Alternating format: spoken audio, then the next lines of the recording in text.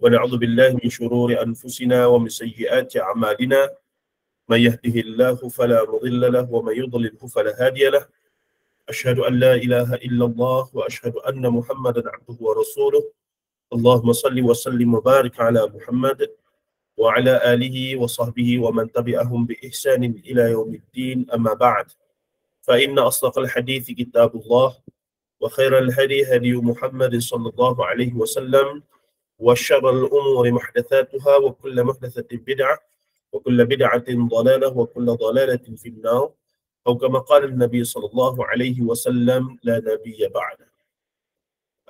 Tuan-tuan yang saya hormati sekalian, insya-Allah pada malam ini kita sambung bacaan dan perbincangan berdasarkan buku yang saya karang, iaitu Israiliyat, Hadis Maudhu' dan Fitnah Sirah di Alam Melayu. Kita di subbab iaitu punca pencemaran sumber agama Islam di alam Melayu. Kalau tuan-tuan tengok di mukadimah saya nyatakan Islam ini ibarat sebatang sungai yang mana dia punya hulu ni, tempat air terjun adalah zaman Rasulullah. Ya. Maksudnya zaman yang paling bersih lah. Yang paling bersih, yang paling suci, yang paling murni, yang paling asli, yang paling terjaga, yang paling terbaik. Semestinya zaman Rasulullah SAW. Ya. Adapun kita sekarang berada di hilir sungai. Hilir. Kalau kita kata sungai sejarah, kita kata ni sampai kiamat lah kita kata ya. Jadi kita mungkin berada di sini ataupun di sini dah tengah-tengah, pun dah hujung-hujung sikit, wallahu a'lam kiamat bila. Tapi walaupun di sini ke di sini ke di sini kita, apa yang pasti adalah apa dia? Ketika kita berada di sini, sampah sarap sepanjang zaman tengah-tengah jalan ni dah dibawa bersama-sama. Segala khurafat, bid'ah, segala pencemaran fikrah, bid'ah fil aqidah, bid'ah fil ibadah, bid'ah fil apa lagi, semuanya berkumpul pada zaman kita. Memanglah namanya tidak ada Mu'tazilah, tak ada apa nama kita kata Jamaah Mu'tazilah se-Malaysia, tidak ada. Jamaah Khawarij se-Malaysia tidak ada. Ataupun persatuan bid'ah se-Malaysia tak ada. Tapi hal-hal tersebut, fikrah-fikrah yang sesat itu, fikrah yang bertembung, fikrah ahlul bid'ah wad dalal, berada dalam fikiran-fikiran dan bercampur aduk lah pada zaman kita ini. Ya. Sama ada dizahirkan melalui perkataan, penulisan, ataupun melalui tindakan-tindakan individu-individu tertentu, ataupun kumpulan-kumpulan tertentu. Ya. Jadi kita berada di hilir yang kita menerima segala sampah sarap daripada hulu yang bersih tadi, dan dia datang ke sini. Itu ibaratnya. Itu ibaratnya. Jadi nak dapat tidak, ia satu fenomena yang mesti kita hadapi. Menarik ya. Tempoh hari bila kita baca hadis Qisasul Ghaib fi Sahih Hadis Nabawi tu, yang malam esok kita baca, ada seorang muslimah dalam satu kuliah ni, dia beritahu, Ustaz, saya baca hadis riwayat Abu Daud begitu, dia kata Palestin akan mencapai kemenangan ataupun ketenteraman aman damai apa nama? Apabila Palestin tu aman damai apa semua tu gini, maka ketika itu bermulalah huru-hara dunia inilah peperangan apa semua. Jadi dia kata takutlah. Dia kata takut. Sebab dia macam jadi serba salah nak sokong Palestin. Sebab kalau Palestin aman damai, Israel dah tak kacau apa semua, tak buat jahat macam hari ni, laknatullahi alaihim. Tapi kita pula nanti akan terpaksa menerima terpaksa menerima ancaman akhir zaman dan seumpamanya. Jadi dia kata macam takutlah, macam serba salah nak sokong Palestin. Jadi kita katakan tanda-tanda kiamat.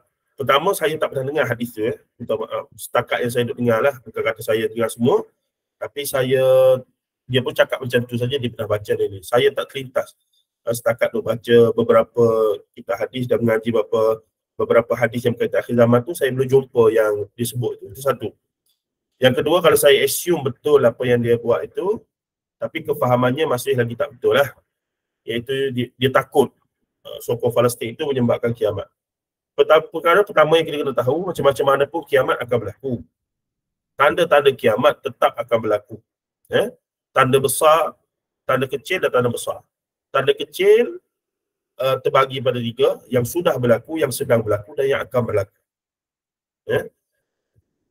Tidak ada isu untuk kita takut kiamat berlaku tak berlaku, dia pasti akan berlaku. Tanda dalam kiamat, nihayatul alam, fenomena alam, pasti akan berlaku. Tinggal lagi tanda-tanda kiamat yang berbentuk maksiat, pastikan kita tak termasuk dalam maksiat tersebut. Tanda-tanda kiamat yang berbentuk fenomena alam, kita tak boleh buat apa, dia akan berlaku juga. Begitu ya. Jadi macam mana sikap kita? Tak perlu nak cari kiamat bila apa semua tu ini. Sikap kita adalah do the best pada masa yang masih berbaki, kerana kiamat kecil akan datang pada bila-bila masa. Kematian kita lah. Ya, bahkan dalam banyak hadis lain, bila sahabat tanya Rasulullah bila kiamat, Badui tanya ya, Rasulullah tanya balik, apa yang kamu dah bersedia? Maksudnya bukan kita tidak disuruh, dituntut cari bila kiamat tu. Yang kita disuruh adalah bersedia jika kiamat berlaku bila-bila masa. So tak ada isu kiamat berlaku bila. Kalau kiamat berlaku ketika sedang kita belajar macam ni, semoga Allah Ta'ala masukkan kita daripada golongan yang husnul khatimah. Ya? Dan seumpamanya. Ini tidak terlalu galik, terlalu obses dengan teori-teori eskatologi, akhirnya menggunakan hadis-hadis sahih tapi pada ruang yang batil, mentakwil, mengkiaskan, dan bila salah, oh itu ijtihad kami, kalau betul 1 pahala, kalau betul 2 pahala, kalau salah 1 pahala. Tak boleh begitu, itu nafsu ya. Sebab tu ulama-ulama dulu sepanjang zaman tak ada yang obses melampau dengan mencari kiamat ke apa semua ni, tak ada. Ulama-ulama mutabak ahli sunnah wal jamaah, mereka sekadar menyusun kitab-kitab yang menyatakan ini tanda berdasarkan hadis, dah khalas. Ya?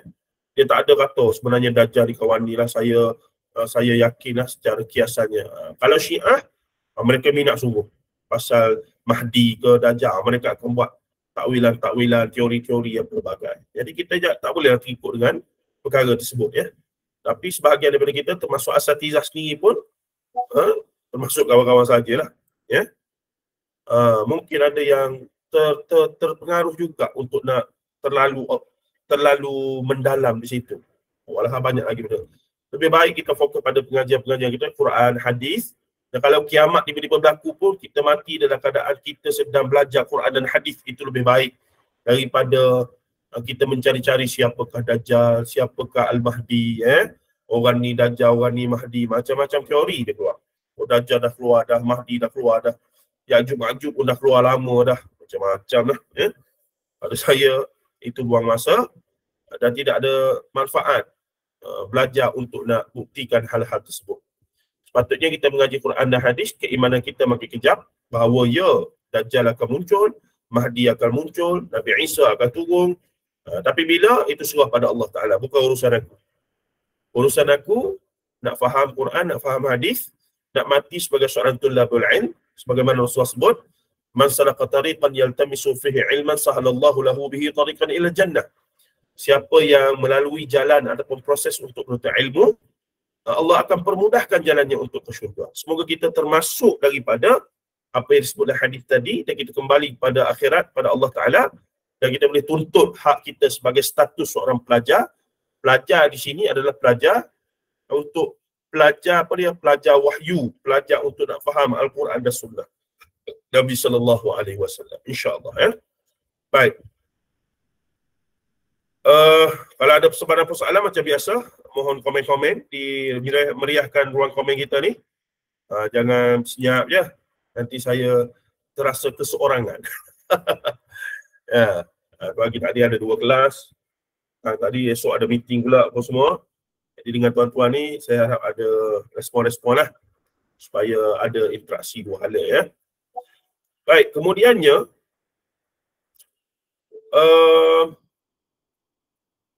tidak di UIA Pakuh. Saya di UIA Pakuh semenjak bulan 11 tempoh hari. Cumanya insya-Allah kalau ada rezeki, tidak ada arah melintang, saya boleh baliklah ke Lembah Kelang semula kerana dapat tawaran untuk masuk UM lah. InsyaAllah ada rezeki surat tawaran dah dapat, dalam proses untuk ni lah, nak dia bagi notis di sini dah seumpamanya. Alhamdulillah. Syukur pada Allah Ta'ala boleh balik bersama duduk dengan keluarga semula. Masa interview sini orang tanya, boleh ke ni PJJ ni apa semua? Saya kata okey, insyaAllah boleh. Mari duduk, kita tak pernah jauh dengan anak bini. Ya Allah, pening kepala. Setiap minggu saya balik. Demam sampai demam, lemah badan, pening kepala, tak boleh tidur malam, macam-macam lah. Jadi kesimpulannya, tak boleh PJJ ni. Tak tersuai. Yelah kita anak dah 5 kan. Memang kalau anak tak kahwin lagi ke, baru kahwin dah lain. Ya. Ini anak dah 5 tinggal langgang rumah dia. Isteri bekerja, dia saya fikir Allah Ta'ala memudahkan urusan saya lah. Doa tuan-tuan jugalah saya yakin ya. InsyaAllah. Terima kasih. Baik, secara hipotesis ni apa dia? Hipotesis ni satu macam, kita kata, kalau bahasa kasarnya macam su'uzon lah. Satu sangkaan.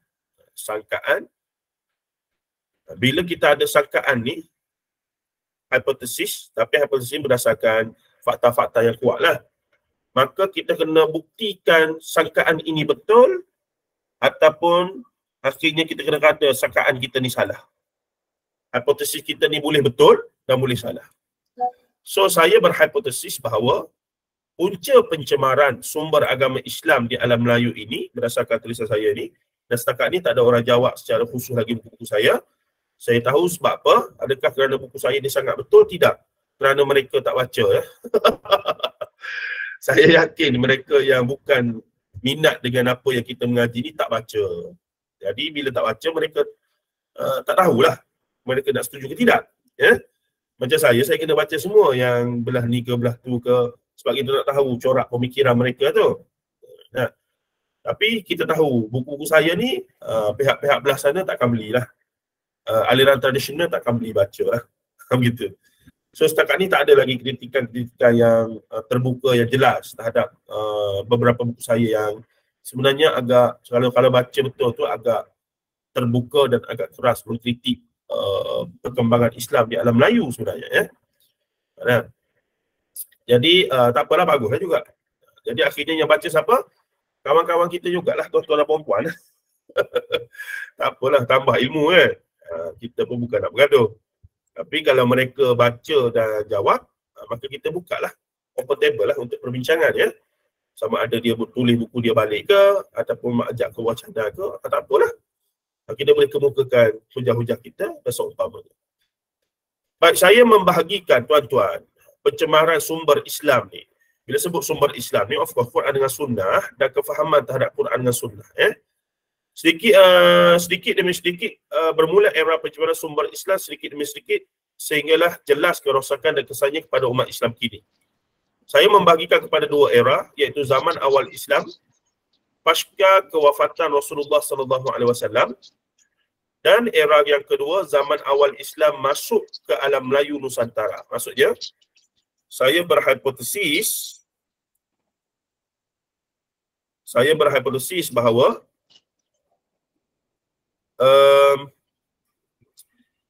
pencemaran terhadap sumber Islam berlaku pasca kewafatan Rasulullah, awal hijrah lagi setelah Rasulullah wafat, dan kemudian awal-awal Islam masuk ke alam Melayu. Itu saya punya hipotesis lah berdasarkan sumber-sumber yang kita baca tentang sejarah perkembangan Islam. Kenapa pasca kewafatan Rasulullah? Sebab bila Rasulullah wafat saja munculnya nabi-nabi palsu, munculnya golongan yang mencipta hadis-hadis palsu. Itu pasca kewafatan Rasulullah SAW. Baik, kenapa zaman awal Islam sampai ke alam Melayu? Kerana awal Islam sampai ke alam Melayu itu sumber agamanya yang asalnya sudah bercampur aduklah dengan tradisi Farsi, tradisi belah-belah Asia Barat, negara Arab. Dan bila sampai ke alam Melayu ni bercampur pula yang tempatan punya. Dan di sinilah bidang kajian PhD saya ya. Teks Melayu tradisional berkaitan kisah Nabi dan Rasul yang awal lah, yang di versi alam Melayu ni. Nanti ada peluang saya tunjuk nanti ya. Setebal 200 hampir 300 surat lah. Tapi basic saja. cukup-cukup syarat untuk dapat PhD. Tak ada hebat sangat. Biasa saja. Tak adalah canggih sangat guna instrumen tu, instrumen tak ada. Analisis kandungan berdasarkan satu teori untuk buktikan hal-hal yang sudah diletakkan objektif kajiannya. Itu saja. Cuma bagusnya cepat siap. Saya siapkan dalam 2 tahun setengah dan tempoh hari bila grad dia konvo di UKM, tak sangka dapat anugerah tesis cemerlang. Saya kata bila masa pula tesis aku cemerlang ni? Rupanya bila GOT, grade on time, yakni tak sampai 3 tahun, dikira juga tesis cemerlang. Saya macam malu lah sikit sebab memang tesis kita tahu lah cemerlang, kata cemerlang kita tahu dia punya tahap tu tahap mana. Tiba-tiba dapat konvo pada sidang yang pertama bersama dengan Chancellor iaitu yang di-Ketua Negeri Sembilan. Jadi sidang yang kedua yang Institut Islam Hadari punya yang sebenar saya tak pergilah, dah balik ke Paguh kerja sini. Jadi saya pergi sidang yang pertama saja. Itu kenangan manis jugalah. Tak sangka boleh anugerahkan, tak ada apa pun. Boleh satu CJ gitu je. Dulu bila GOT dapat RM1,000. Sekarang sebab ramai dah dapat GOT, ada dalam 50 orang kot. Dia tak bagi dalam 1,000 tu. Kalau 50 orang, bukan 50,000. Bankrupt juga UKM lagu tu. Jadi dia tak bagi dah sekarang. Dia bagi CJ. Okey lah. Baik. Sebagaimana yang saya hujahkan dalam bab mukaddimah bahawa ada 3 faktor yang menyebabkan pencemaran dan kerosakan sumber Islam yang asalnya suci lagi murni, iaitu pertama al-Israiliyat, yakni riwayat Israiliyat yang bersabit dengan Al-Quran dan tafsirnya, sumbernya lah. Dan al-mawdu'at merujuk kepada jamak di sini merujuk kepada al-mawdu' palsu, mawdu'at riwayat-riwayat palsu, iaitu hadis Nabi SAW. Seputar hadis, seputar Al-Quran ni bukan ayat Quran, tapi tafsir ni. Tafsir, riwayat-riwayat dalam tafsir. Ya. Al-Quran mana ada sahih tak sahih, semua sahih lah Quran tu. Kan? Tapi hadis berbeza. Hadis pada riwayat, pada matannya itu sudah ada, pada riwayat itu sendiri, matan dan sanad, sudah ada masalah. Apatah lagi syarahnya nanti pun ada juga perbincangan dan riwayat-riwayat bercampur. Dan yang ketiga adalah fitnah sirah. Ini istilah yang tak pernah ada pun dalam kitab mana-mana ni. Saya guna fitnah sirah merujuk kepada fitnah sirah lah. Kalau kita faham secara orang Melayu, kita faham. Tapi kalau faham fitnah ni sebagai huru hara ataupun massacre dalam konteks Arab, tak betul. Sebab konteks fitnah di sini adalah penipuan lah, tahrif. Dia satu lagi istilah tahrif. Tahrif apa dia? Penyelewengan sirah. Itu fitnah sirah. Ya. Okey, baik. Seputar sejarah, tokoh dan peristiwa. Seputar sejarah tokoh, termasuk Rasulullah SAW, sahabat-sahabat baginda, dan peristiwa-peristiwa yang berlaku berkaitan tokoh tersebut. Di sini bermulanya kerosakan-kerosakan hingga munculnya ilmu yang dinamakan sebagai ilmu riwayah dan dirayah. Riwayah dan dirayah. Riwayah dan dirayah. Riwayah dan dirayah. Berkaitan dengan periwayatan dan pengesahan tentang riwayat, sanad, dan juga tentang teks, kefahaman terhadap teks ataupun maklumat itu. Ya. Baik, jadi di sinilah polemik yang muncul 2-3 hari ini berkaitan qaturah ke apa semua begini ni. Dia tak boleh lepas daripada ilmu ni. Sebab benda yang awak bincang tu adalah benda yang bersabit dengan hal-hal gaib. Bahkan kamu petik nama Nabi Ibrahim dan seumpamanya. Dan kita faham kata jika kamu nak sabitkan dengan Nabi Ibrahim, dengan Sarah, dengan Hajar, itu semua nama-nama yang disebut dalam hadis dan seumpamanya. Ya? Dalam Quran dan hadis jelas. Tapi bila sebut kata qaturah dengan tidak ada riwayat dan ia adalah hal ghaibiyat wa sam'iyat, hal-hal yang tidak pernah, maka kita diajarkan untuk tawakuf berpada dengan apa yang ada dalam Quran dan Sunnah. Dan bila masa yang melibatkan al-Israiliyat, maka ada 3 hukum. Yang pertama mardud, mardud. Yang kedua adalah makbul, boleh terima. Dan yang ketiga maskut anhu. Qaf ke tak? Maskut anhu. Mardud ditolak, bercanggah dengan akidah, bercanggah dengan semua-semua. Makbul boleh terima sebab ianya walaupun cerita Israiliyat tapi ada dalam hadis-hadis sahih dalam hadis hasan, boleh diterima. Maskut anhu, ini majoriti dalam kitab tafsir. Maskut anhu la tusaddiq wa la tukadzib, tidak diiyakan dan tidak ditidakkan. Macam nama-nama lah, nama Zulaikha, nama Qabil, Habil. Maskut anhu, yakni la tusaddiq wa la tukadzib, tidak diiyakan dan tidak didustakan. Dan amazingly dalam tafsir Ibn Kathir, riwayat ketiga ni paling banyak. Riwayat ketiga ni paling banyak. Nampak tak? Ini yang marduk yang jelas, tertolak lah. Yang makbul, contohnya cerita Bani Israel yang adalah hadis-hadis sahih, maka makbul, kita terima lah. Sebab apa dia? Hadithu an Bani Israel wala haraj. Balighu anni walau ayah wa hadithu an Bani Israel wala haraj. Sampaikan daripada aku walau satu ayat. Bila daripada Rasulullah maksudnya wahyu lah, Quran ataupun hadis baginda sallallahu alaihi wasallam. Wa hadithu an Bani Israel wala haraj. Dan sampaikanlah daripada Bani Israel tidak mengapa. Maksudnya sampai daripada Bani Israel yang ada dalam Quran dan hadis. Bukannya ikut dan jumpa saja, tidak begitu, ya. Dia punya key point adalah al-ghaib. Bila sesuatu kategori al-ghaib, maka kita kena ada disiplin yang keras. Selagi mana tidak ada sumber daripada Quran dan hadis, kita tawakuf, kita diam, kita tak kata apa-apa. Kita tawakuf, duduk diam-diam. Duduk diam-diam. Itu paling selamat. Untuk orang awam macam kita, itu paling selamat.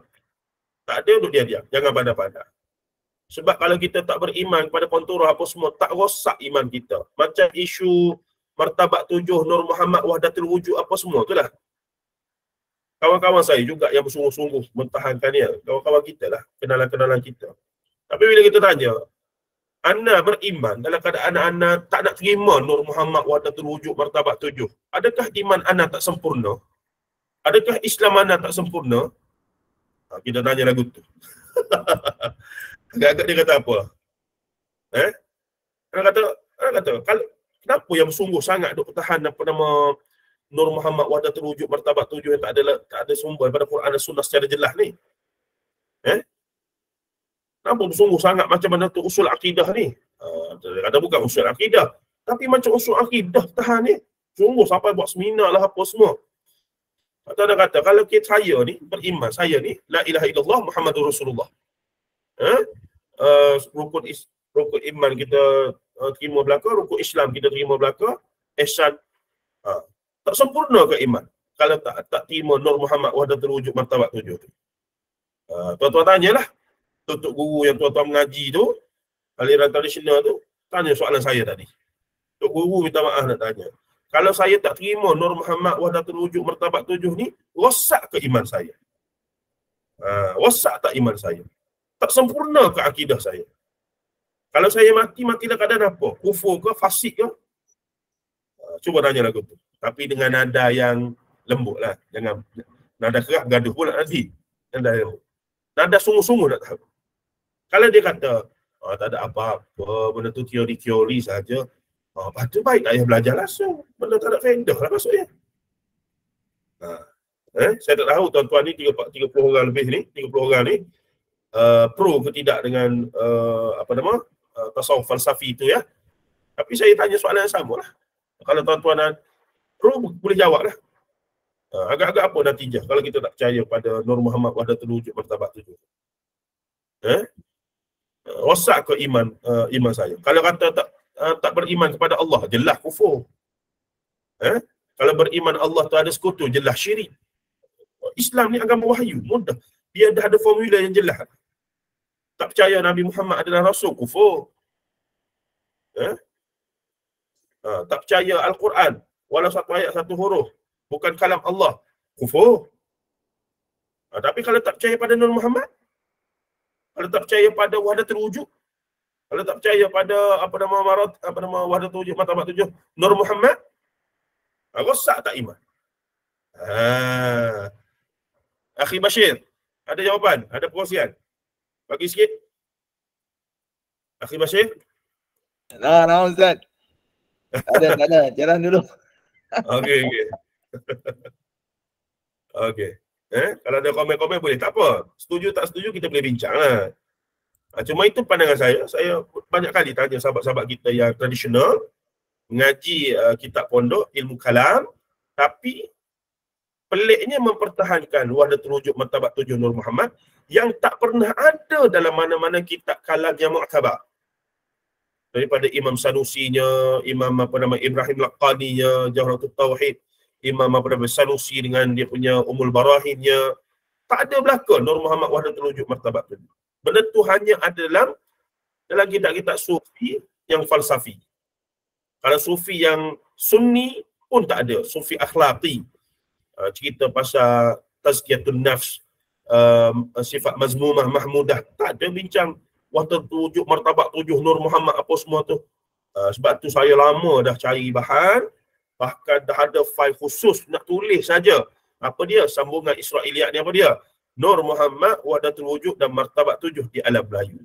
Tapi tak dandan lagi. Doakanlah bila saya dah mula berada di Kuala Lumpur, di UM, saya ada masa untuk mula tulis. Sebab bahan dah ada. TC PhD banyak dah yang tulis pasal Nur Muhammad apa semua ni. Saya nak himpun wacana-wacana semasa zaman Ustaz Nur apa semua dulu yang masa duk debat pasal Nur Muhammad wahdatul wujud. Ada banyak sumbernya, alhamdulillah. Seminar kita buat sehari seminar. Saya yang aturkan panelis apa semua, bagi tajuk apa semua. Nur Muhammad menurut Al-Quran, Nur Muhammad menurut hadis, Nur Muhammad menurut akidah, Nur Muhammad menurut ni, saya belakang tu hantu dia punya tajuk apa semua. Dan alhamdulillah disambut oleh Quips lah, Dr. Zaimi dan the gang. Mereka lah yang jalankan. Tapi idea mengatur konten tu kita lah, alhamdulillah.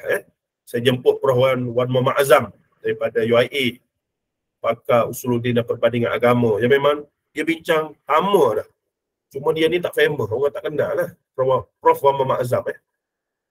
Tu. Baik.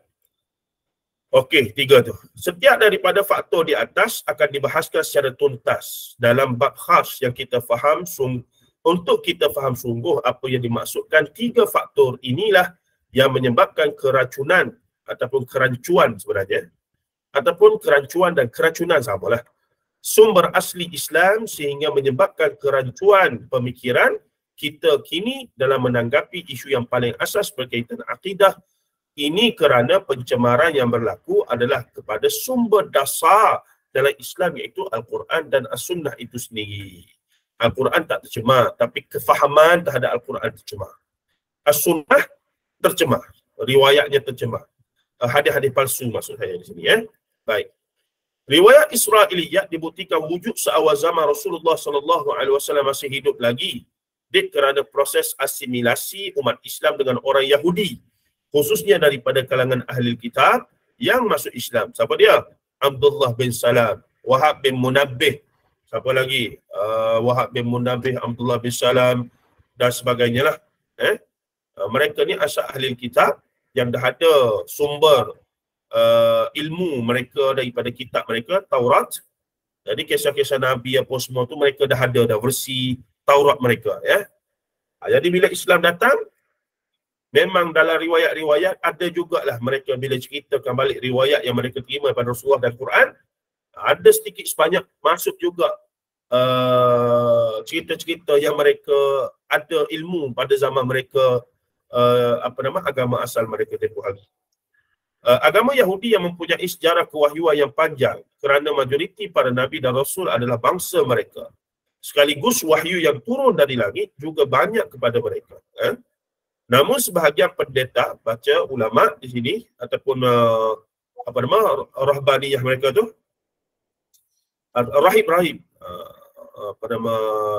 rahib lah, ruhban, Mereka sendiri kemudian melakukan tahrif, penyelewengan terhadap isi kandungan Zabur, Taurat dan Injil, dan 104 suhuf lagi yang turun ke bumi dari langit. Okey, nota kaki di belakang pula Riwayat Israiliyat biasanya bertebaran dengan mewahnya dalam kitab-kitab tafsir hatta yang mu'tabar daripada karangan ulama ahli sunnah wal jamaah.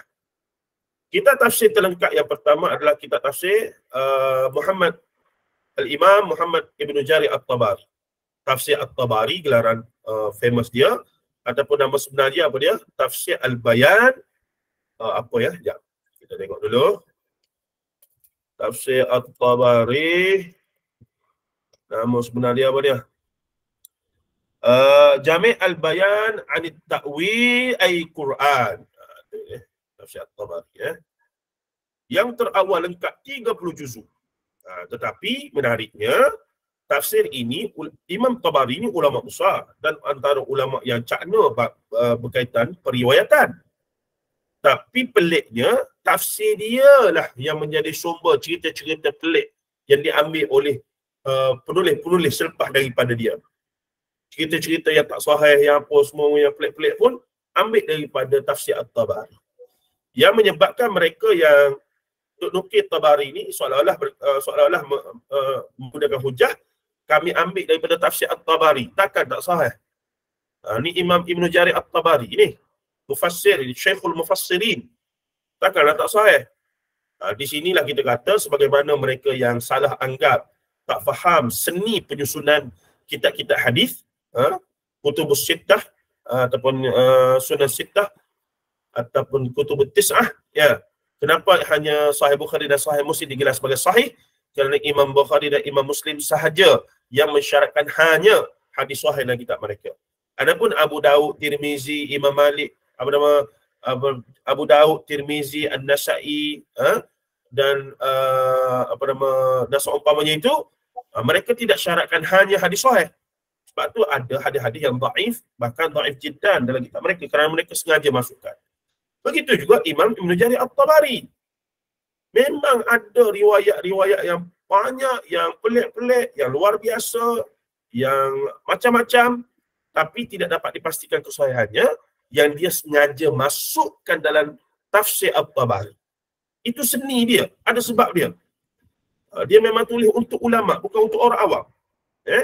Dalam muqaddimah kitab dia, Tarikhul Baghdad, Tarikhul Tabari, dengan tafsir At-Tabari lebih kurang sama mafhum dia dari sudut mukaddimah dia kata dia memang ambil semua riwayat-riwayat yang dia jumpa pada zaman dia dan masukkan supaya kamu boleh tengoklah, yang maksudnya dia serahkan pada ulama yang pakar dalam bidang riwayat ni untuk semak balik, untuk jadi ulama-ulama tak apalah, dia tengok sekali dia tahu dah yang ni sahih, yang ni tak sahih.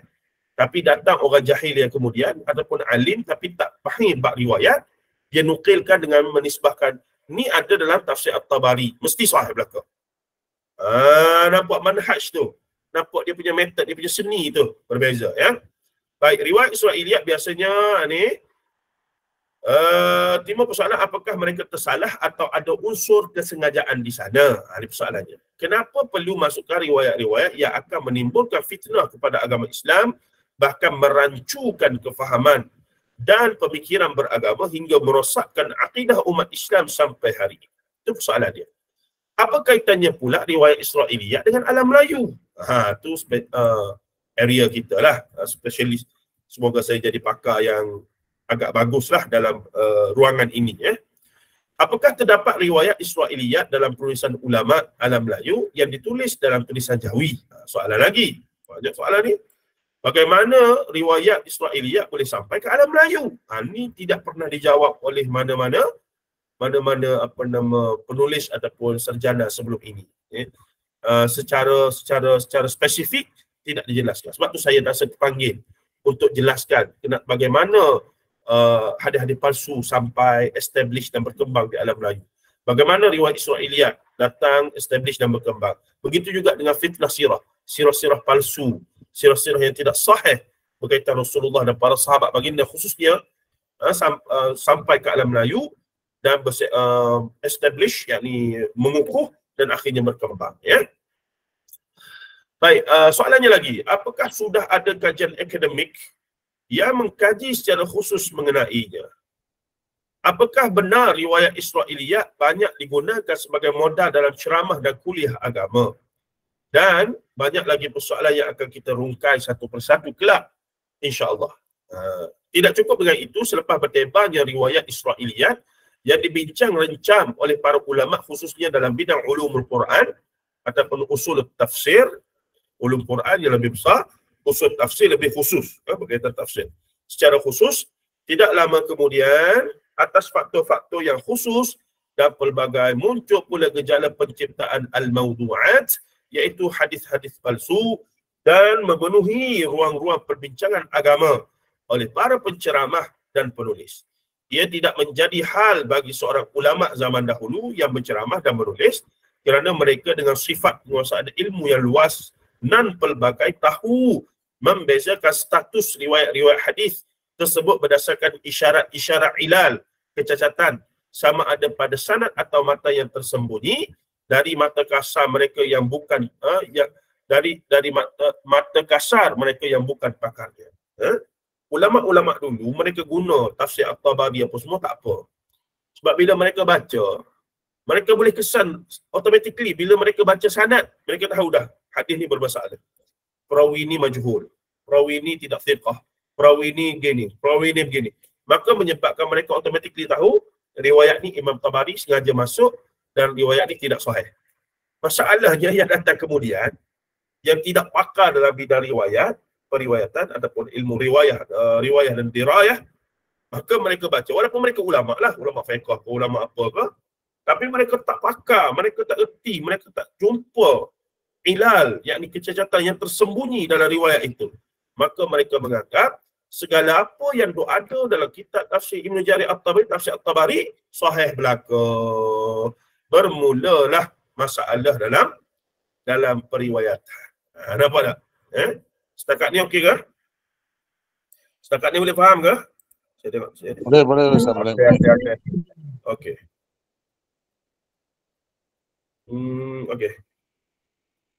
Seterusnya, persoalan dasarnya adalah bagaimana riwayat-riwayat daripada 3 kategori tersebut. Apa dia ada 3? Israiliyat, hadis maudha', fitnah sirah ataupun penyelewengan sirah lah, fitnah sirah. Saya sengaja guna fitnah tu dalam konteks orang Melayu, bukan fitnah Arab lah. 3 kategori tersebut boleh berada dalam kitab-kitab mu'tabar, sama ada tafsir, hadis ataupun sirah. Ini soalan yang mesti difahami secara tuntas sebelum kita masuk ke dalam perbahasan khususnya untuk memahami perkara yang dihipotesiskan sejak awal lagi, yang saya sangka buruk tadi tu, bahawa sumber Islam tercemar dari awal lagi. Bermulanya pencemaran sumber Islam, kefahaman terhadap Quran dan hadis dari awal lagi tu.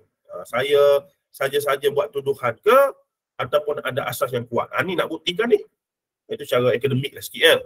Bila kita timbulkan persoalan, maka kita kena cari jawapan ataupun kita kena berhujah benar betul ke tidak. Terlebih dahulu kita lihat konteks penghujahan bahawa ia berlaku dan bermula pada 2 zaman yang berbeza dengan kaedah yang berbeza namun melahirkan kesan yang sama. Apa ni? Berlaku dan bermula pada 2 zaman yang berbeza. 2 zaman lah selepas wafat Rasulullah dan awal Islam masuk di alam Melayu. Dengan kaedah yang berbeza. Kedua-duanya lain cara muncul tu, cara tersebar tu. Tapi kesan kedua-duanya sama. Sama ada zaman Rasulullah ataupun zaman kemudian di alam Melayu, kesannya sama. Apa dia kesan dia? Kesannya jadi pada akidah.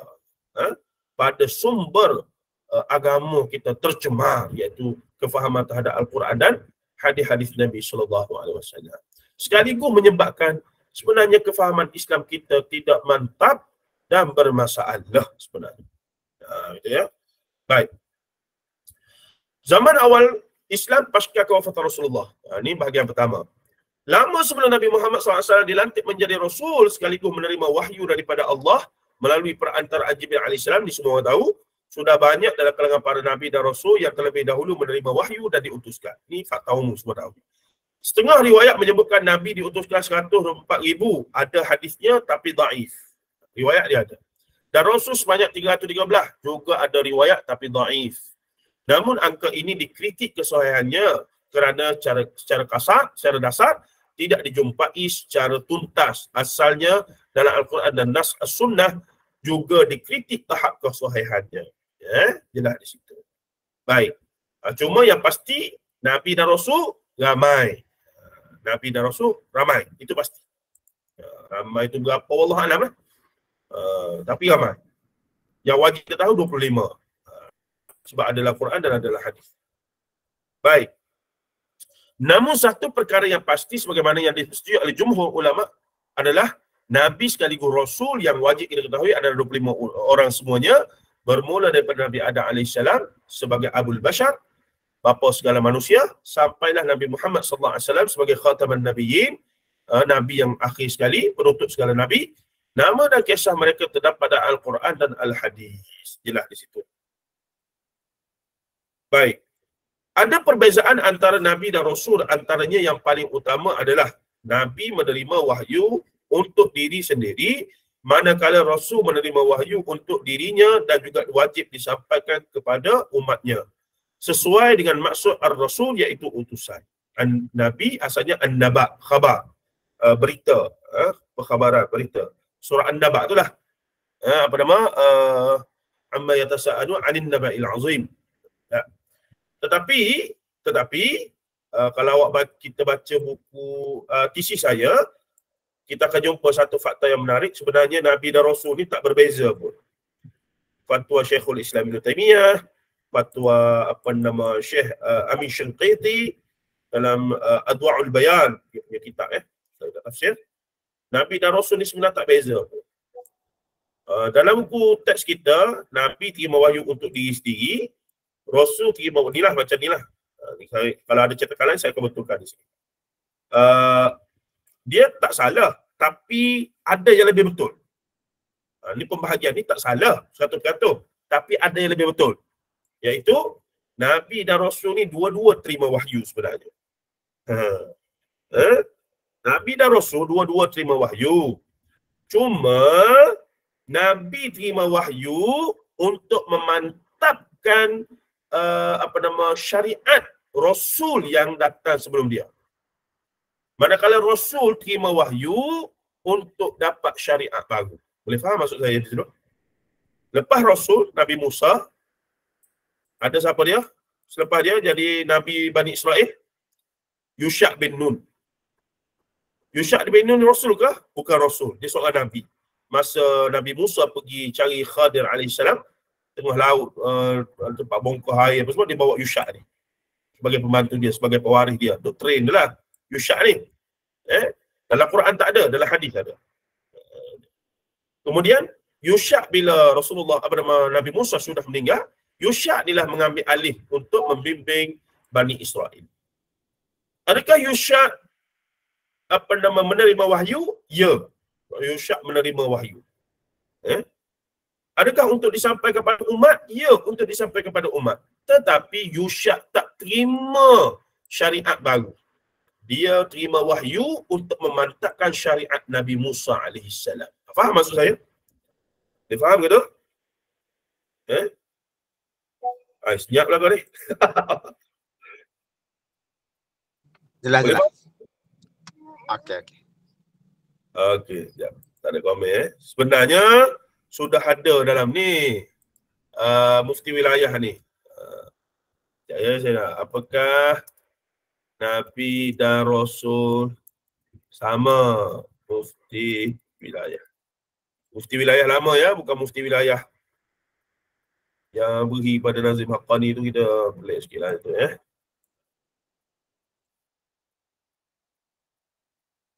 Okey.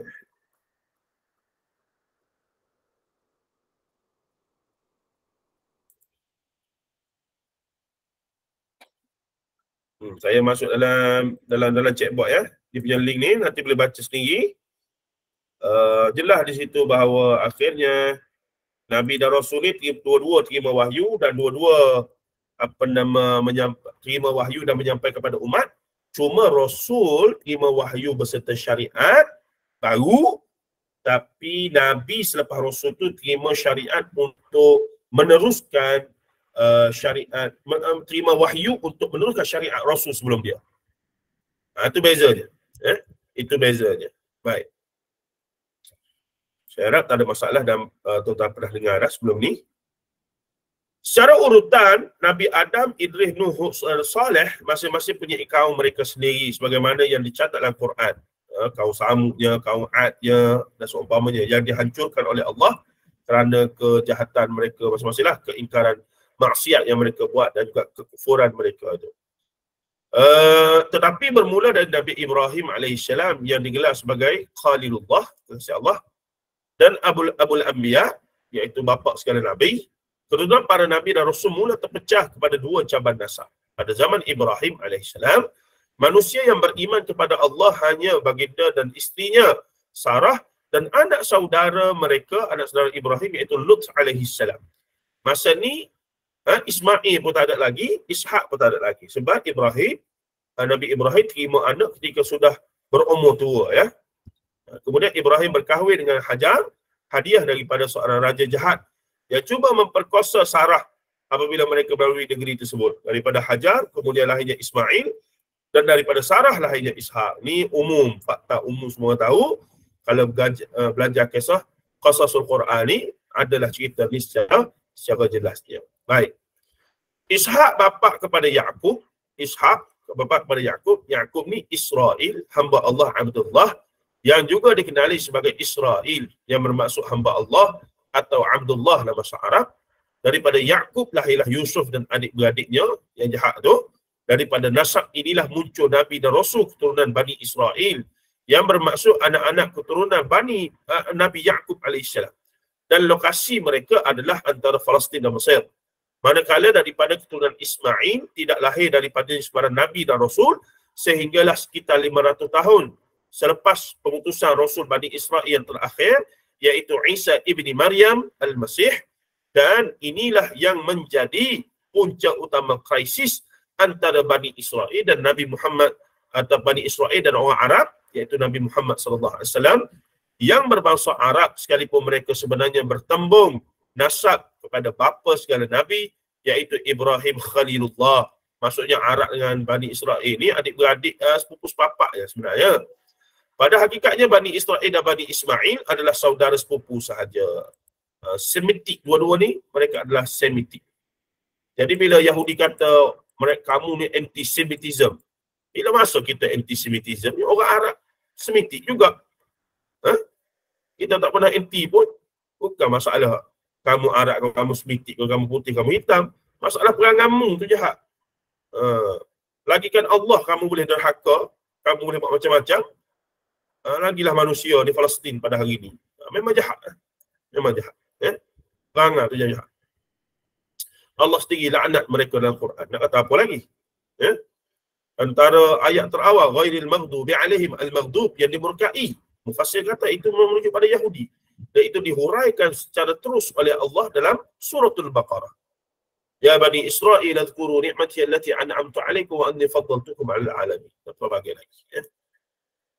Okey, baik. Katanya lagi, sebagaimana tercatat dalam Quran dan hadis serta riwayat-riwayat sirah yang dibukukan khas mengenai Bani Israel dan para ulama, boleh difahami bahawa Bani Israel adalah satu bangsa yang melampau dalam segenap sikap hatta kepada para Nabi dan Rasul serta kepada Allah sendiri. Terlalu banyak ayat Quran dan Al-Quran dan hadis yang memerihalkan hal ini. Sebagai contoh tafsiran kepada kalimah Al-Maghdub, saya ulang tadi. Mereka yang dimurkai Allah pada ayat terakhir surah Al-Fatihah merujuk kepada Bani Israel yang beragama Yahudi. Manakala Ad-Dallin, mereka yang sesat dari Allah, merujuk kepada Bani Israel yang beragama Nasrani. Yahudi dimurkai Allah kerana mereka mempunyai ilmu namun ingkar kepadanya dalam keadaan sedar. Manakala Nasrani dalam kesesatan kerana tidak mencari hidayah meskipun jalan kepadanya sudah jelas buat mereka.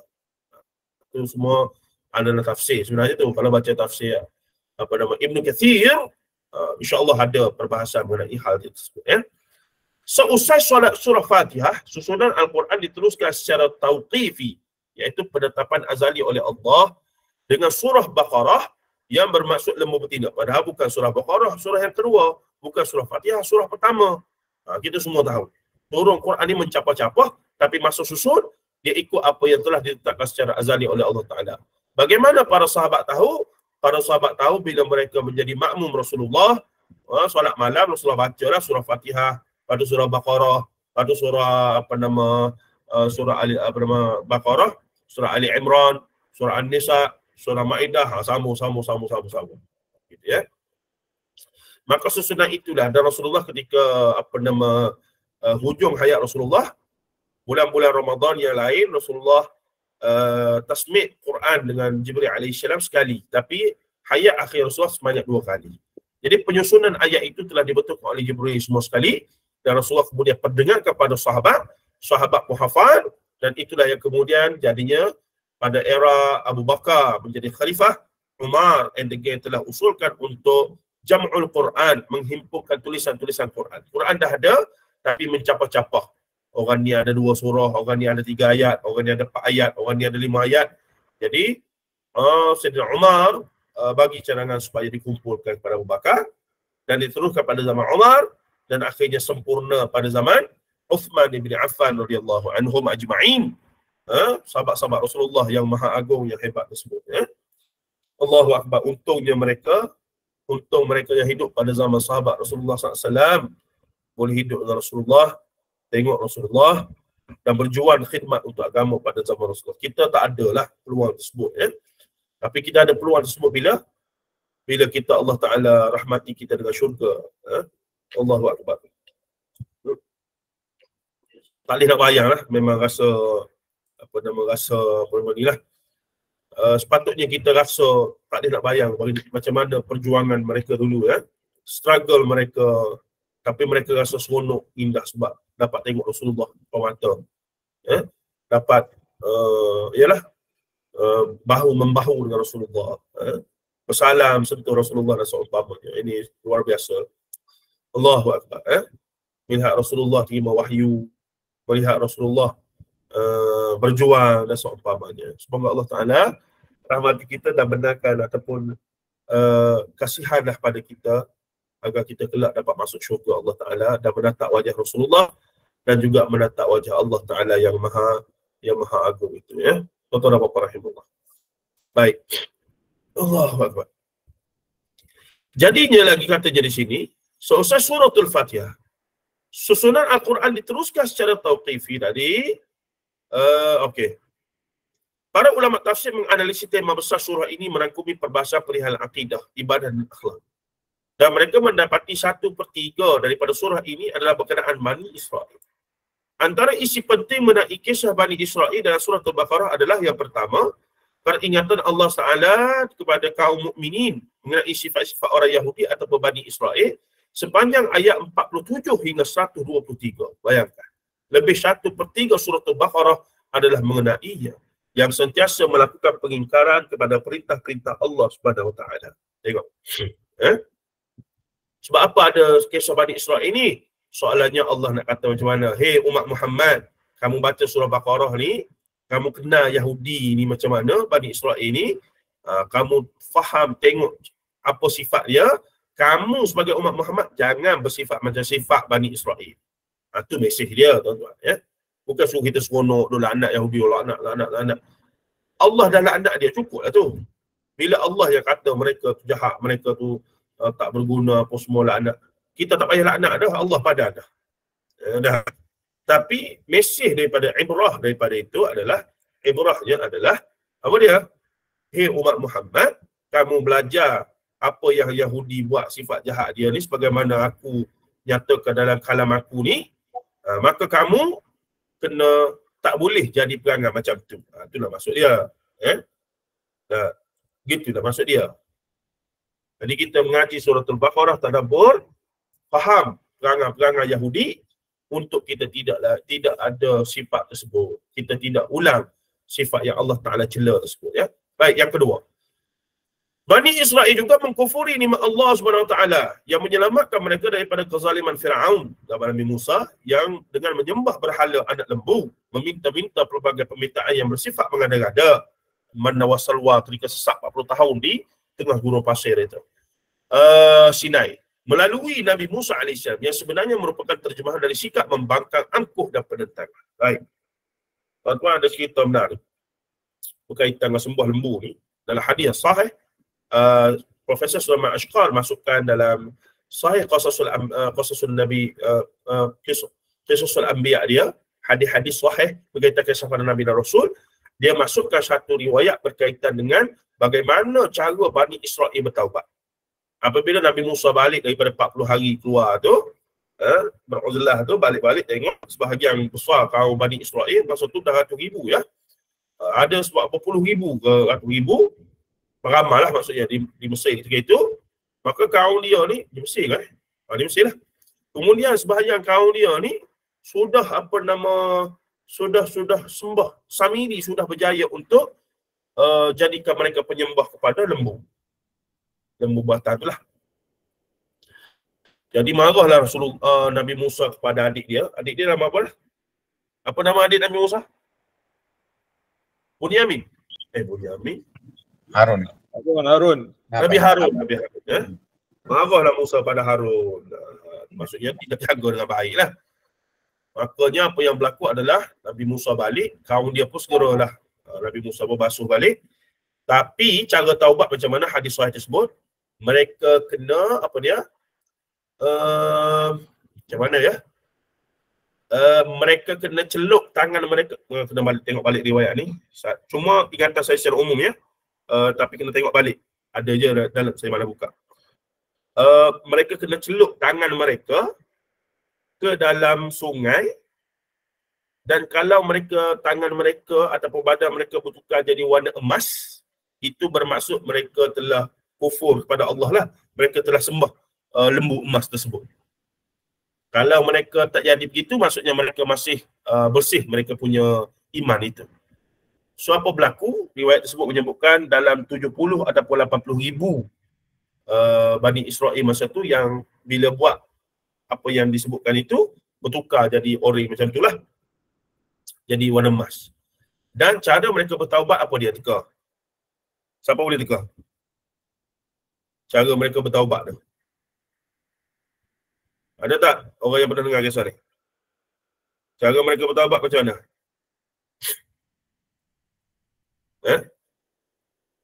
Mereka kena bunuh diri. Mereka pun bunuh diri mereka. Bayangkan 70 ribu ke 80 ribu tu, bunuh diri. Bunuh diri. Non-stop lah. Bunuh diri. Sebab itu saja cara mereka untuk tebus mereka punya macam taubat nasuha lah. Taubat nasuha. Baik. Bila begitu, kemuncaknya adalah sehingga berbaki lagi beberapa ada lagi bakilah yang belum bunuh diri lagi tu. Maka Allah pun melalui riwayat Rasulullah tersebut, hadis yang sahih, maka turunlah wahyu yang mengatakan, okey, stop, tak payah dah bunuh diri sebab Allah dah terima dah taubat kamu semua. Jadi yang lambat sikit bunuh diri itu selamatlah, maksud begitulah. Selamat nyawa. Tapi yang bunuh diri itu pun dosanya tertebuslah. Mati dalam keadaan bersih lah. Itu caranya. Riwayat tersebut ada, sekejap saya carilah.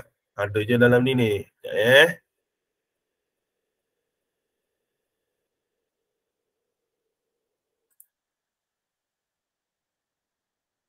Okay.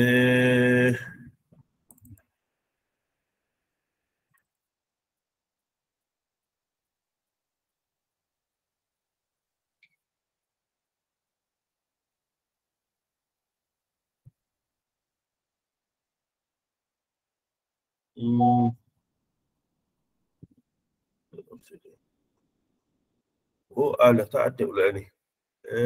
Mana dia dulu Sekejap ya. Okey, sekejap.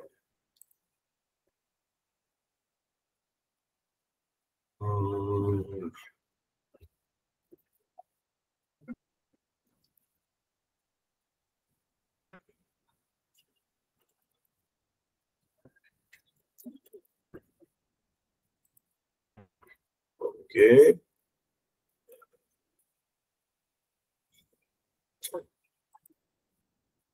Tanya orang nak cari ni tak jumpa pula. Apalah, nanti kita itu saya jumpa, saya share balik pada bulan depan ke macam mana. Ada je dalam kitab tu.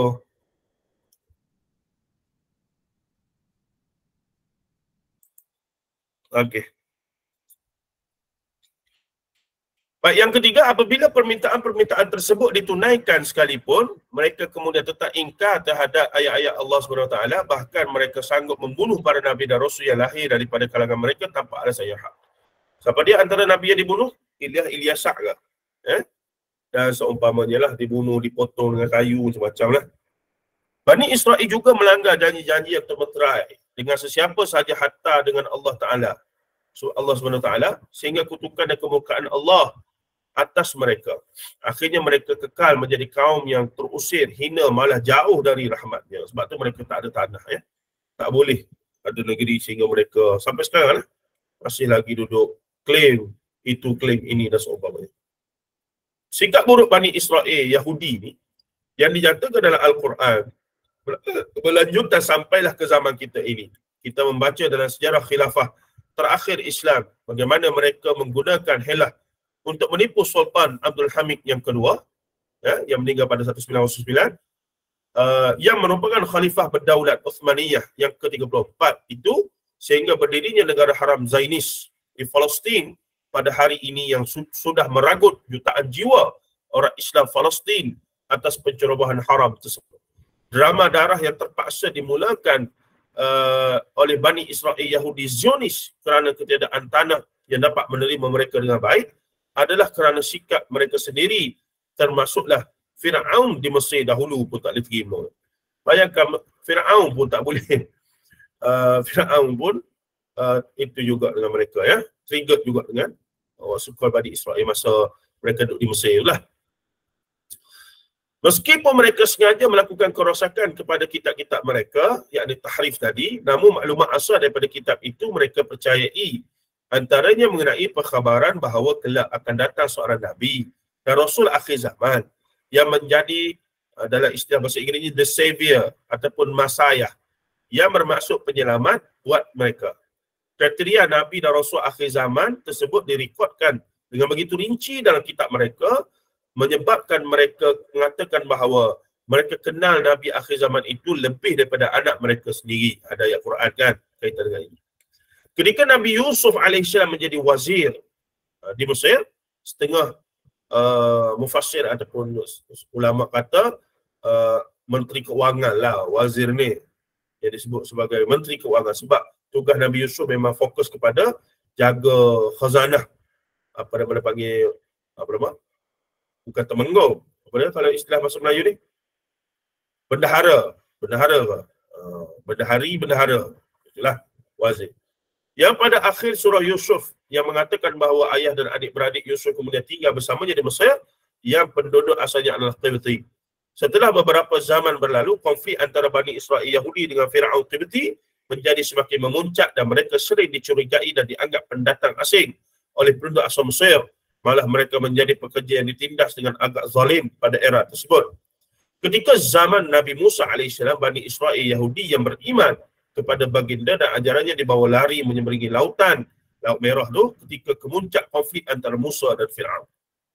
Rumusannya, sepanjang sejarah kewujudan Bani Israel Yahudi, mereka memang bermasalah dan menyebabkan sesiapa sahaja tidak dapat menerima mereka atas sikap mereka sendiri sebagaimana yang difaktakan oleh Al-Quran, dan ini menyebabkan mereka ditindas, dizalimi dan dihalau dari mana-mana pun mereka tinggal dan menumpang. Namun mereka sentiasa berharap dan yakin akan munculnya Nabi akhir zaman yang akan menamatkan penderitaan mereka dan mengembalikan kedaulatan kepada mereka. Ringkasnya mereka berkelana dan terus berkelana sehingga mereka sampai ke Yathrib yang mereka dapati geografinya persis sebagaimana yang digambarkan dalam kitab-kitab mereka, iaitu tempat di mana Nabi akhir zaman akan muncul di sana. Mereka mula diam di sana lama sebelum Nabi akhir zaman muncul dengan harapan dan keyakinan bahawa Nabi akhir zaman yang bakal menjadi penyelamat mereka juga adalah daripada Bani Israel. Lama mereka tinggal di Yathrib sehingga membina legasi bisnes yang hebat. Malah ekonomi Yathrib dikuasai oleh mereka dengan penggamalan riba dan monopoli sumber asas yang berleluasa. Sehingga kelahiran Nabi Muhammad SAW dan penghijrahan baginda dari Mekah ke Madinah sedari awal 13 tahun. Sebelum itu lagi, mereka sudah tahu akan Nabi akhir zaman sudah muncul. Namun ternyata realiti tersebut mengejutkan mereka. Dan mereka tidak dapat menerima hakikat bahawa Nabi akhir zaman adalah daripada bangsa Arab, daripada leluhur Ismail dan bukan daripada Bani Israel, iaitu leluhur Yaqub seperti mereka. Setakat pengajian dan pembacaan saya, tidak pernah dijumpai walau seorang Bani Israel Yahudi yang memeluk Islam ketika mana Rasulullah SAW berdakwah di Mekah pada fasa awal 13 tahun. Kalau tuan-tuan ada fakta, pernah dengar, cuba maklumkan. Ada tak siapa-siapa Bani Israel ketika Rasulullah di Mekah, sebelum pindah ke Madinah, hijrah ke Madinah, ada Bani Israel mana-mana yang masuk Islam ketika Rasulullah di Mekah? Setakat yang saya nak baca, sampai hari ini, tak jumpa lagi. Sedangkan mereka yang berada di Madinah, pada waktu itu sudah tahu akan hal kerasulan tersebut. Apatah lagi pada tahun-tahun akhir sebelum hijrah, Rasulullah SAW sudah menghantar beberapa sahabat dalam misi menyampaikan dakwah di Yathrib, sehingga berjaya mengislamkan majoriti kaum Ansar yang terdiri daripada Aus dan Khazraj. Hanya kemudian selepas Rasulullah SAW sampai di Yathrib, yang kemudian ditukar namanya kepada Madinatul Munawwarah, itu baru ada beberapa orang daripada kalangan Bani Israel Yahudi masuk Islam. Itu pun tidaklah ramai sangat, dan mereka kemudian mendapat tentangan yang hebat daripada kaum mereka sendiri atas iman mereka kepada Nabi Muhammad SAW sebagai Nabi akhir zaman yang disebut dalam kitab-kitab mereka terdahulu. Perlu diketahui bahawa ketika Islam datang ke Madinah, ekonomi penduduk Madinah dalam kekuasaan Bani Israel Yahudi, sebab kelicikan dan kerakusan mereka yang mengamalkan sistem riba dan monopoli. Ramai daripada kalangan Ansar yang terikat dengan hutang yang tidak berkesudahan dengan lintah darat daripada kalangan Bani Israel Yahudi yang sumber air dan telaga, iaitu keperluan daruriyat pada masa itu, dimonopoli oleh mereka sehingga mereka boleh menentukan harga air dengan tinggi. Ini adalah kezaliman yang diharamkan dalam syariat dan muamalah Islam, namun menjadi kecintaan mereka, Bani Israel. Dulu kini selamanya, sistem bank riba pada hari ini. Yahudi, nampak tak? Apabila Rasulullah SAW sampai di Madinah dan mendapat kuasa politik daripada majoriti penduduk asalnya, iaitu Ansar yang terdiri daripada Aus dan Khazraj, sebahagian daripada mereka sebenarnya sudah ada, sebenarnya juga adalah saudara mara Rasulullah SAW, belah ibunya Aminah binti Wahab. Itulah antara sebab kedatangan Rasulullah SAW menjadi lebih mudah diterima berbanding ekspedisinya ke Taif sebelumnya. Selepas piagam Madinah yang disebut sebagai piagam bertulis pertama di dunia, itu dibuat bagi mendapatkan MOU. MOU apa dia? Of Understanding apa dia? M apa dia? M apa dia tuan-tuan? MOU apa dia? Of Understanding. Memorandum. Memorandum of Understanding. Pandai tulis, tak pandai maksud. Bagus. MOU ataupun Memorandum of Understanding persefahaman antara penduduk Madinah, Bani Israel Yahudi yang merupakan pendatang, juga terpaksa akur kepada perakuan tersebut, mengkonstruk kembali sistem ekonomi dan perdagangan di Madinah, khususnya berkaitan hutang bersifat riba dan monopoli. Dahsyat tuan. Rasulullah punya kerja ni dahsyat.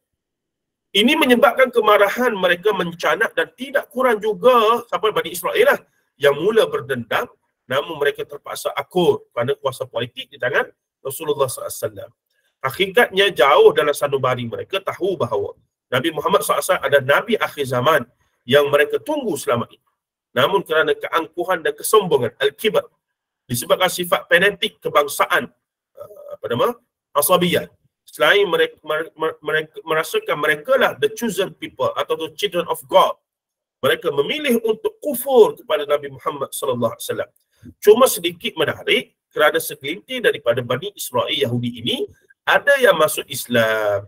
Secara umumnya mereka terbahagi kepada dua puak. Menarik ya.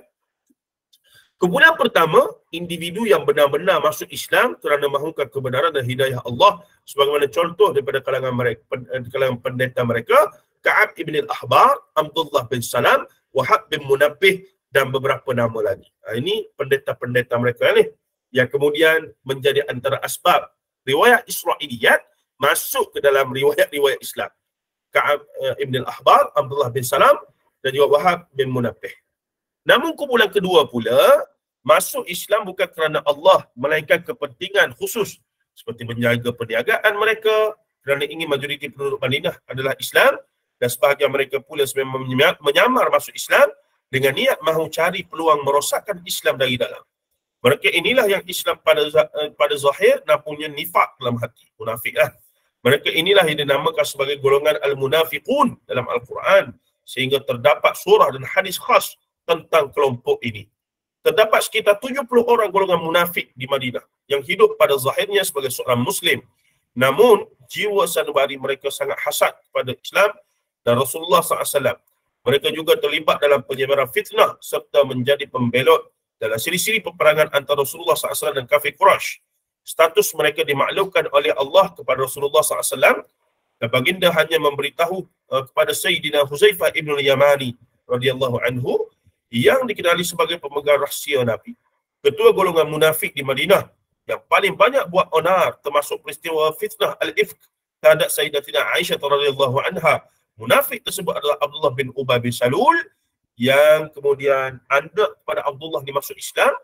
Dia offer diri pernah untuk nak bunuh Abdullah kepada Rasulullah SAW. Tapi Rasulullah larang kerana pada zahirnya Abdullah bin Ubay bin Salul itu tak seorang Muslim. Jadi Rasulullah tak nak orang bukan Islam tengok bahawa Rasulullah bunuh sahabat dia sendiri. Sebab pada zahirnya Abdullah adalah Muslim lah. Tapi nifak dalam hati ni hanya Allah Ta'ala yang tahu. Dan Allah Ta'ala bagi tahu Rasulullah SAW. Ya? Bahkan ketika dia mati, apa dia? Dia diuruskan jenazah ataupun diselimutkan dengan jubah Rasulullah SAW. Sebab dia wasiat nakkan perkara tersebut. Umar tak setuju. Tapi Rasulullah kata, setakat tu saja dia dapat. Benda dalam kubur, azab apa semua, tak ada istimewa. Setakat boleh jubah begitu sajalah. Kisah lengkap mengenai sejarah Bani Israel Yahudi boleh dibaca antaranya dalam buku karangan Tarikh Ad-Diyanah Al-Yahudiyah oleh Dr. Khalifah Muhammad Hasan yang sudah diterjemahkan oleh Ustaz Abdul Samad dengan tajuk Sejarah Agama Yahudi. Selain daripada itu, sebuah ensiklopedia yang ditulis oleh Dr. Tariq Suwaidan dengan tajuk Terjemahan Ensiklopedia Yahudi, Sejarah Akidah Kitab Suci, Syariat, Sekte, Organisasi Ekonomi, Pendidikan, Militer, Politik, Tokoh, Otoritas dan pengaruhnya yang sudah diterjemahkan dan diterbitkan oleh Pustaka Imam Syafi'i Indonesia dan banyak lagi buku-buku seumpama. Ada sebuah buku yang ditulis oleh Wan Muhammad Ridwan Wal Mukhtar yang berjudul Yahudi Menurut Al-Quran, Hadis, Taurat dan Injil, terjemahan terbitan karya Bistari Setiam Berhad tahun 2006 lagi. Syarikat penerbitan saya bekerja dahulu 2015. Tambah sikit ya. Kita bercerita kan. Apa yang pasti dulu lagi, golongan pendengki, penghasad dan pengkhianat Islam ini cuba merosakkan Islam daripada luar melalui peperangan. Namun mereka sedar bahawa mereka tidak akan berjaya kerana umat Islam disemai dengan dibajai dengan semangat jihad fisabilillah, yang mana jika mereka kalah kelak apabila muncul pemimpin yang mampu membawa aspirasi Nabi Muhammad SAW, mereka akan kembali bangkit dan begitulah seterusnya. Justru jika mereka ingin melemahkan umat Islam, mereka perlukan kaedah yang lebih berkesan dan mereka sedar ada kaedah yang sudah terbukti berkesan terhadap agama dan wahyu mereka sendiri, iaitu menyusup masuk dalam masyarakat Islam dan laksanakan dua perkara. Yang pertama, sebarkan fitnah dari dalam masyarakat Islam untuk melaga-lagakan sesama mereka, khususnya antara rakyat dan pemimpin. Ini berlaku menyebabkan Uthman dibunuh, Ali dibunuh, Hasan dibunuh, Hussein dibunuh. Hasan saya tak pasti ya. Hussein dibunuh dan seumpamanya. Inilah menyusup masuk, lagakan dua pihak. Lagakan Muawiyah dengan Aisyah. Lagakan Ali dengan Muawiyah. Ini kerja para munafik Yahudi yang masuk Islam. Siapa dia? Gerakan Sabaiyah, Abdullah bin Sabah. Masyhur.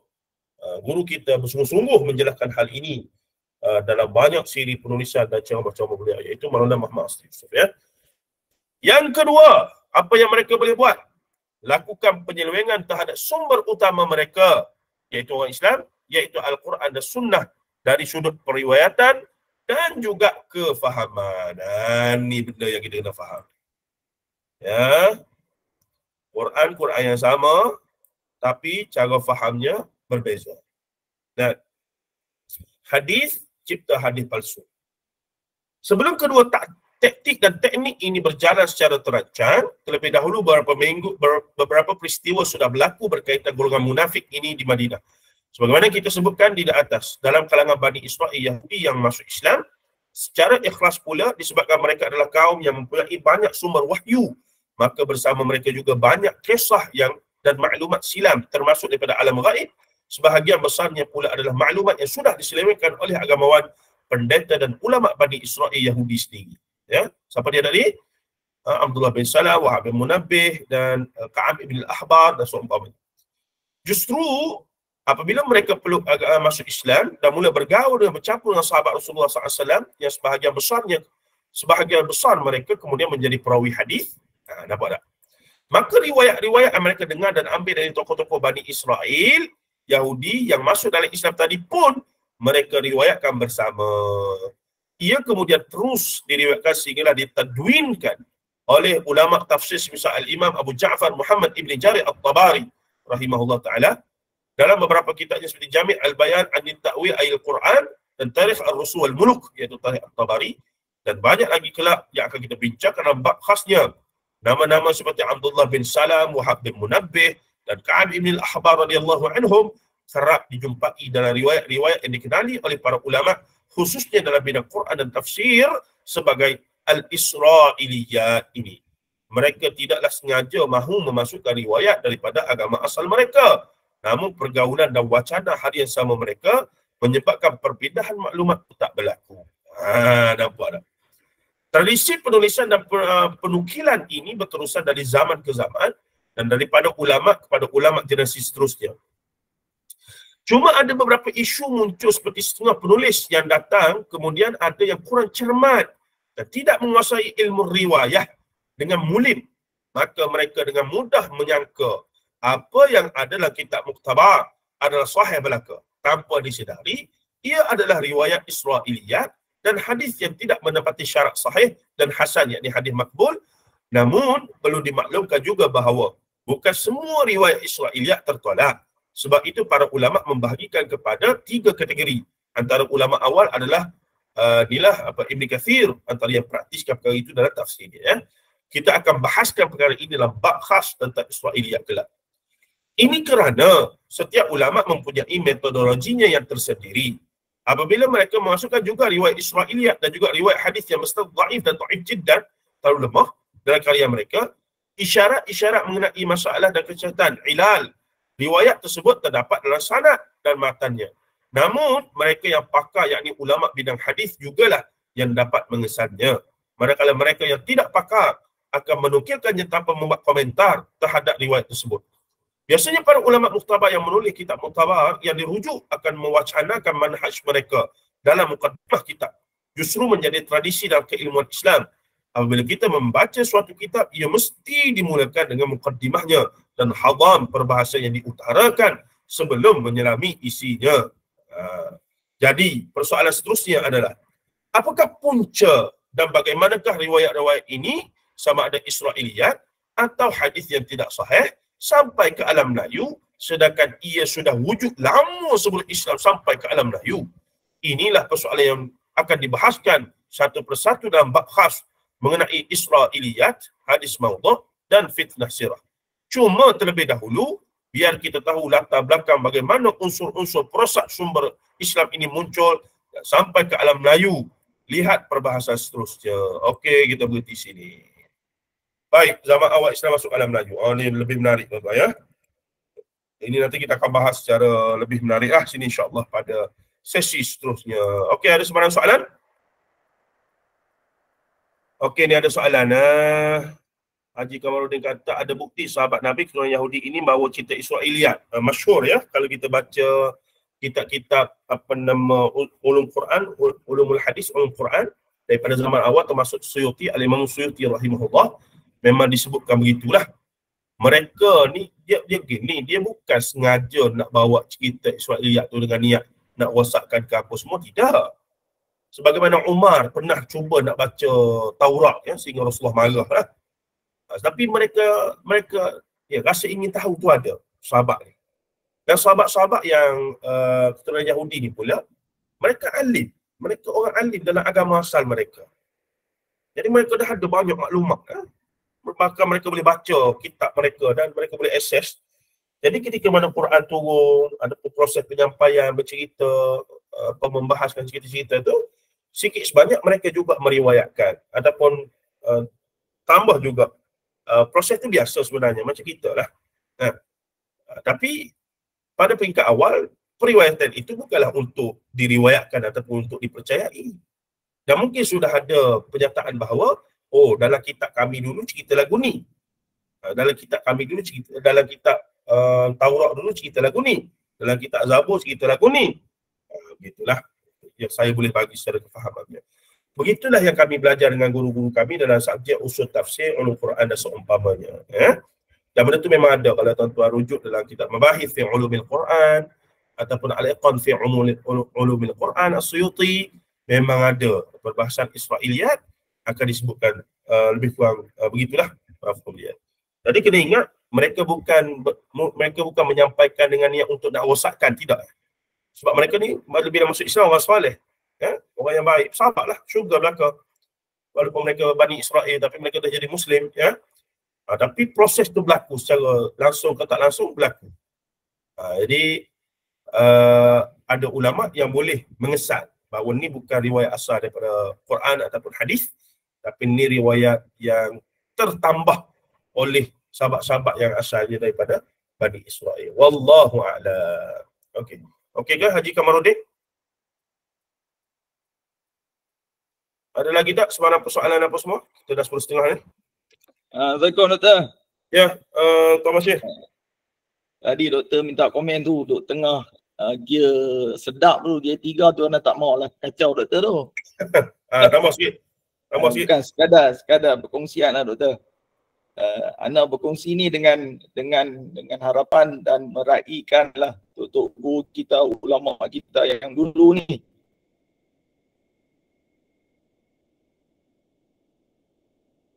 Sebab kita pun datang daripada pengajian yang tradisional ini. Ana pun termasuk pengajian tradisional ini. Mengambil pendapat dan pandangan dan guru kita yang dulu. Apabila Doktor bercakap tentang kita nak tanya yang dulu itu, mungkin sedikit satu pendapat ataupun satu ayat yang pukulan untuk kita.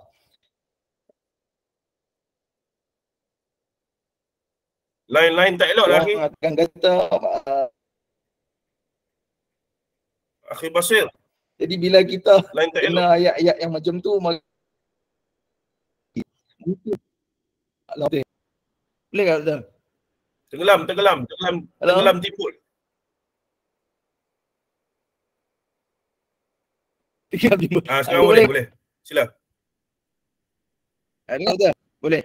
Okey, Ana mengambil sikap ini dengan menghormati dan meraihkan guru kita yang dulu, sebab kita pun datang daripada pengajian ataupun pendidikan tradisional yang sama. Jadi kita menghormati guru kita yang dulu. Ana melihat apa yang Tok guru kita ni, bila Doktor cakap kita nak bertanya, nak soal jawab dengan diorang, ialah diorang ni suka pakai satu ayat pukulan maut untuk kita. Macam ayat yang selalu digunakan, barang siapa yang banyak bertanya maka lemahlah imannya. Jadi bila kita kena ayat tu, kita dah susah nak bertanya. Lagi satu Ana melihat ialah mungkinlah diorang ni mengajar kitab-kitab yang susah difaham oleh kita ni.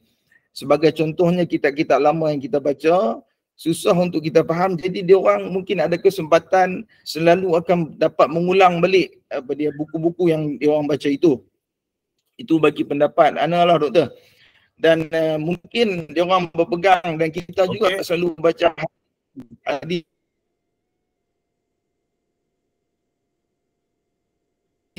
yang riwayat Bukhari. Kata Nabi, tukum anhu wa ma amartukum bihi fa'tum. qablikum kasratu wasailihim wa ikhtilafuhum ala anbiya'ihim. Kata Nabi, apa yang aku larang daripada kamu maka jauhkanlah, dan apa yang aku suruh kamu buat maka kamu cuba dengan sedaya upaya kamu melakukan.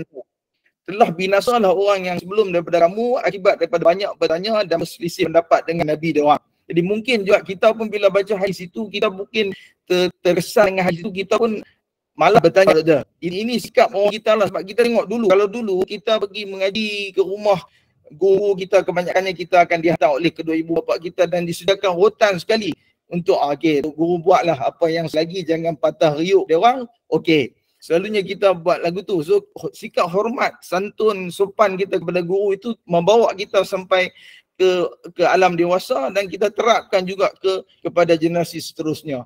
Dan baru-baru ni Ana juga ada dia jumpa seorang guru yang dia baca kitab Turah selama, dan dia berjumpa dengan satu hadis yang Nabi mengatakan solat sekali dengan bersugi adalah lebih baik daripada 70 kali solat tanpa bersugi. Dan dia mengatakan dia pun tak tahu hadis ini, sedangkan dia telah membaca kitab ini, telah berkali-kali baca. Dalam hati Ana mengatakan ini adalah hadis sahih. Kalau kita baca dalam Manarul Munif, kitab karangan Ibn Qayyim, hadis yang pertama itu telah disediakan di awal hadis itu.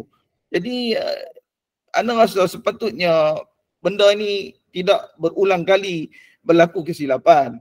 Sebab benda ini sekarang ni kita boleh cari dengan internetnya, dengan buku, banyak media massa yang telah cerita tentang bab ini, Doktor. Sekali lagi Ana kata kita berbincang dengan meraihkan, dengan menghormati guru-guru kita yang dulu. Mudah-mudahan apa yang kita bincang ini menjadi asbab untuk diorang ni dapat berubah dan mencari ilmu yang benar.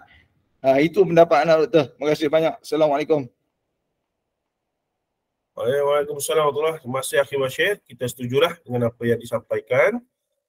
Cuma betul-betul kita sekarang ni masih lagi ketandusan seorang tokoh yang boleh jadi jambatan untuk ulama ataupun aliran tradisional lebih terbuka dan faham bahawa pentingnya untuk mereka juga upgrade ilmu mereka, khususnya dalam bidang hadis ataupun berkaitan dengan ilmu riwayah dirayah dan juga takhrijul hadis, khususnya dalam kitab-kitab mereka lah. Kita belum ada tokoh yang boleh mengharmonikan lah, masih lagi jauh-jauh, sebab masing-masing ialah benda bersabit dengan status quo, bersabit dengan pengaruh, bersabit dengan legacy yang panjang dan seumpamanya, maka ia memerlukan satu mekanisme dan juga tokoh-tokoh yang baru yang boleh mencari jalan terbaik untuk antara kedua pihak tu.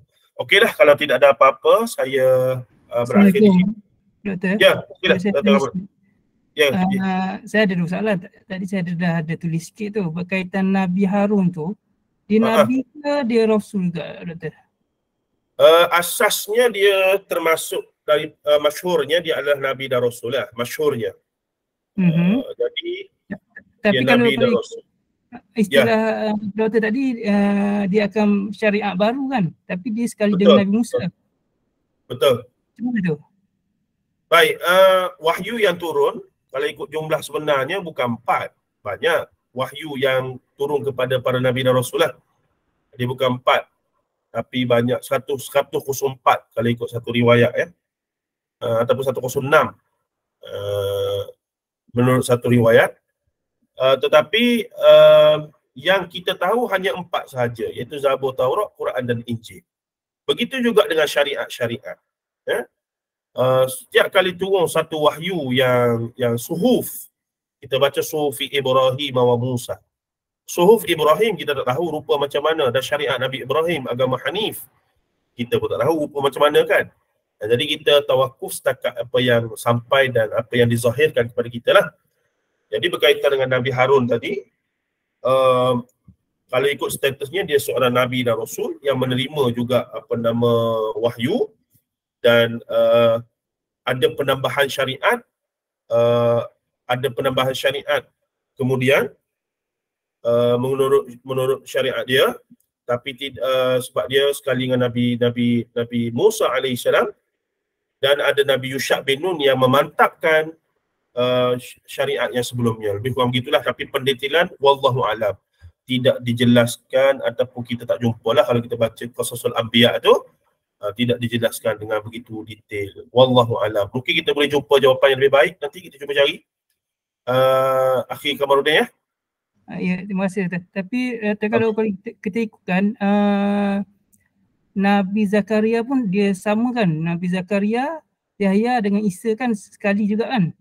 Ya, Dia pun semua rasul lah, benda tu. Macam satu zaman ya, satu ketika itu. Dia juga rasul lah tiga-tiga tu. Atau dia Zakaria tu Nabi je dengan Yahya tu. Betul. Ya, yang masyhurnya tadilah yang 25 tu dianggap sebagai Nabi dan Rasul dan terima wahyu masing-masing dan ada syariat masing-masing. Secara umumnya kalau kita terima ta'rif yang menyebutkan Rasul terima wahyu dan bawa syariat, Nabi terima wahyu tapi tidak terima syariat ya.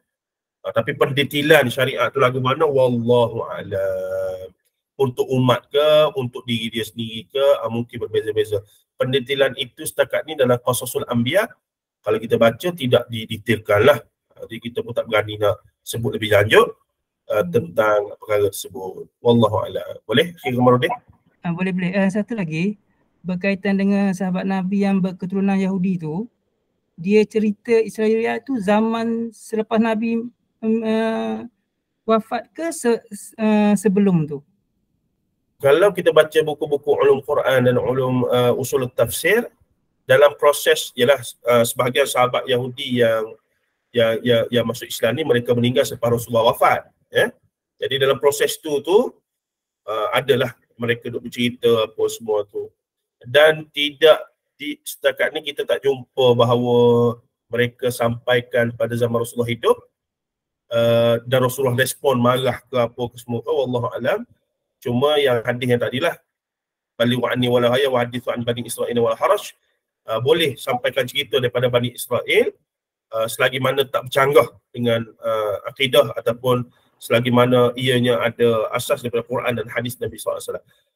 Berdasarkan hadis itu seolah-olah periwayatan penyampaian cerita daripada Bani Israel dah berlangsung awal, tapi ada sebahagiannya yang telah di-endorse oleh Rasulullah SAW sendiri, dan kemudian selepas Rasulullah wafat beberapa maklumat lagi muncul dan akhirnya menyerap dalam riwayat-riwayat yang disampaikan pada generasi selepasnya.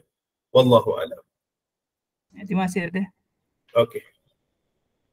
Okey, kalau tak ada apa-apa dah, kita berhenti sini. Kita sambung pada bulan depan lah, insya-Allah ya.